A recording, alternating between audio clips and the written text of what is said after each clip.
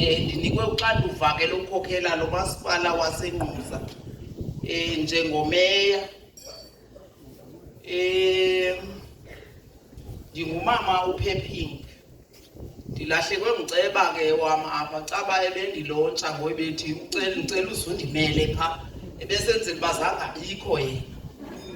Bendilindele kuzoba khona ke kodwa ndibona ndingamboni kangatsho noba kazubakho. Inyaniso ke yinto bana ipopulation yethu yalapha eNgquza iye yakhula ngokobalo luka 2022. Besikade siyi 302,000 senyuka sayi 354,000. Yaze lonto yabonisa ke igalelo elikhulu ngokukhula kwepopulation. Yamenza umasipala wethu wenyukela wangu grade 4 okwayeqaliwe ke umasipala ngo2000. Umasipala lo wedemocracy besingu grade 3 sasisenyuka ke sangu grade 4 salingana ke ne-KSD edibanisa uMthatha noMqanduli. Ithetha ukuthi ke challenges ezizoba nazo nathi sizoba ne-challenges zabantu abakhulu ngenxa yokunyuka kwepopulation yethu. Le couple ke andiyazi kodwa ndixelelwe ngayo into bana ixelengela isebe lezempilo. Ndajonga ke ngokwe-demographics uba bangaphi na abantu abafundileyo bade banemfundo enomsila kule ndawo yethu.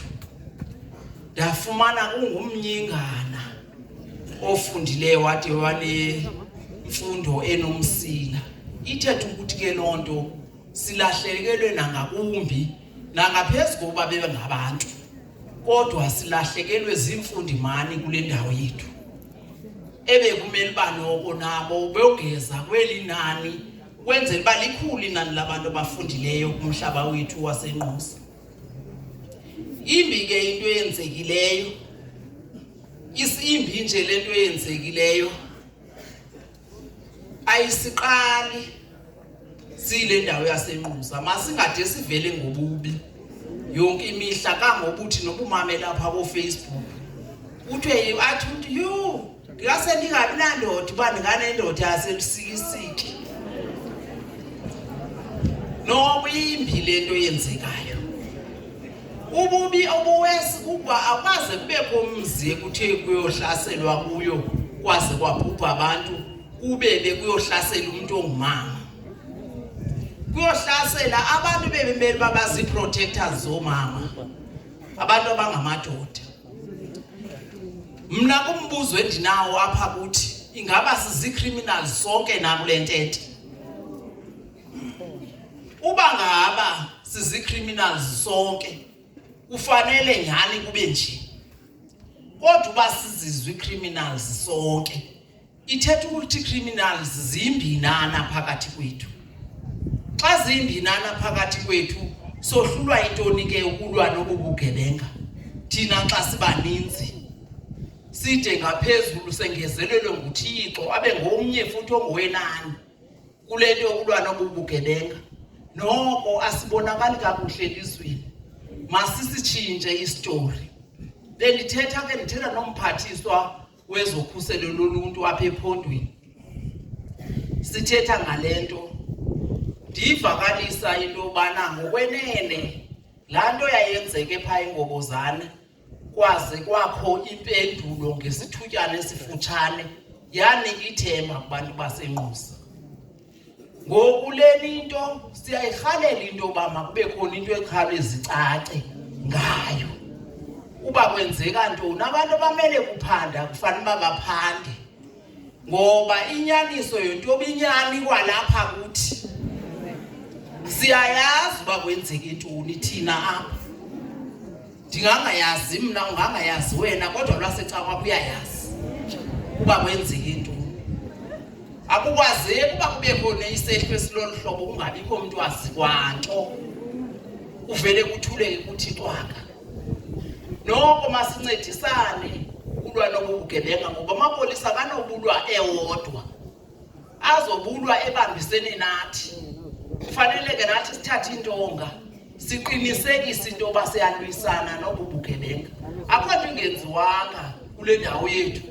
Kusenziwa i-awarenesses, kusenziwa ntoni, kusenziwa amaqumrhu e-CPF entoni, akho nto ingenziwanga. Kodwa still kuyaqhubeleka kwenzeka obugilamkhuba. Kuthiwe xa kuqalwa kuthiwa kuklini idolophu, uba mayikho idolophu make kungabiyo ndawo yecrime, niphinde nikhombe iminwe kwanina ngeli xesha kwenziwa into erayithi. Uba ngaba sizozigebenga sonke, izigebenga masihlale endaweni yazo zingahlali nathi ngaphandle uba nathi sizizo. Kodwa uba sizizo mazikhetheke zihlale endaweni yazo ecacileyo. Ndikhalela ukuthi ke ndinike ithemba kule family into yoba abantu bazokhangelwa ngurhulumente. Uzobuya